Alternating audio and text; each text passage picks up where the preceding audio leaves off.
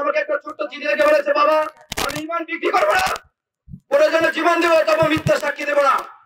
যিনি originally NID এবং চাকরিতে যার নাম শামসুল আলম, তিনি আসামি হিসেবে আজকে দীর্ঘ সময় জেল খাচ্ছেন শামসুল হক হিসাবে। আমাদের ভাইদেরকে বিনা বিচারে জেলে বছরের পর বছর কেটেছে। আমাদের ইতিহাস খুবই কষ্টের এবং কঠিন, যেহেতু কথা খুব সংক্ষেপে বলতে হবে। আমরা জানি 17 বছর একটি স্বৈরশাসক রাষ্ট্রকে কিভাবে নিজের কব্জায় রাখার জন্য পার্শ্ববর্তী একটি রাষ্ট্রের ইন্ধনে কিভাবে জালিম জুলুম এবং অত্যাচার চালিয়েছিল।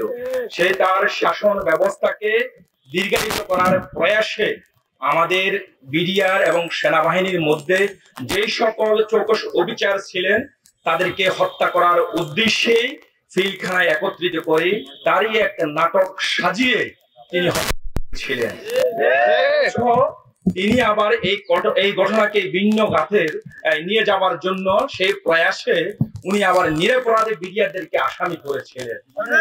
একটি এক্সাম্পল আমি আপনাদেরকে দিচ্ছি।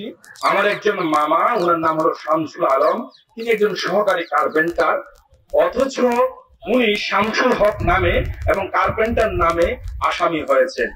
একই সাথে তিনি 1023 এবং 605 নাম্বার সাক্ষী হিসেবেও এই মামলায় অন্তর্ভুক্ত রয়েছে। যে ব্যক্তি আসামি সেই ব্যক্তি আসামি।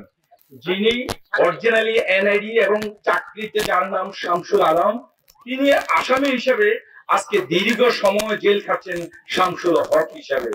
আমরা চাই আমাদের মানুষগুলো দ্রুত সময়ের মধ্যে মুক্তি হোক। আমরা 16 বছর ধরে এই মামলা থেকে বের হতে পারতেছি না। একটা জিনিস দেখেন যে হত্যা মামলা রায় হয়েছে, এই একই ব্যক্তি, একই যারা সাক্ষ্য দিয়েছে আব্বুদের এই যারা বিডিআর এর বিপক্ষে, সেই একই ব্যক্তি বিস্ফোরক মামলাতেও সাক্ষী দিচ্ছেন। এবং খুবই অবাক করা বিষয়, এই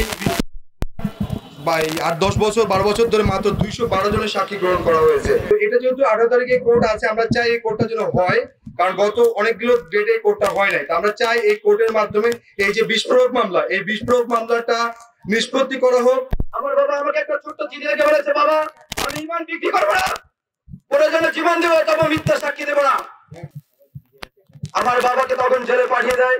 বৃদ্ধ বাবা মসজিদের মুয়াজ্জিনি করতেন আর জাতীয় পতাকা উত্তোলন করতেন শহীদ মিনারে। কি দুর্ভাগ্য আমাদের পরিবারের। আমার এই বৃদ্ধ বাবাকে বৃদ্ধ বয়সে হাত করে লাগিয়ে কোন এক দরবারের নামে এক বিচার মঞ্চে দাঁড়িয়ে করেছে, যে বিচার কার্য ছিল সবই কুশলিত। এই নির্যাতন নিপীড়নের মধ্যে দিয়ে আমাদের পরিবার, আমাদের সন্তানেরা আমাদের জন্য যুদ্ধ চালিয়ে গেছে। আমাদের জেলখানায় বন্দি রেখে আমাদের সন্তানেরা, আমাদের পরিবারেরা যুদ্ধ করে গেছে। এই মিথ্যা বিস্ফোরক মামলা দিয়ে আমাদের ভাইদেরকে বিনা বিচারে জেলে বছরের পর বছর কেটেছে, 16 বছর। যারা আমাদের আইনে নির্দোষ হয়েছে তারাও আছে।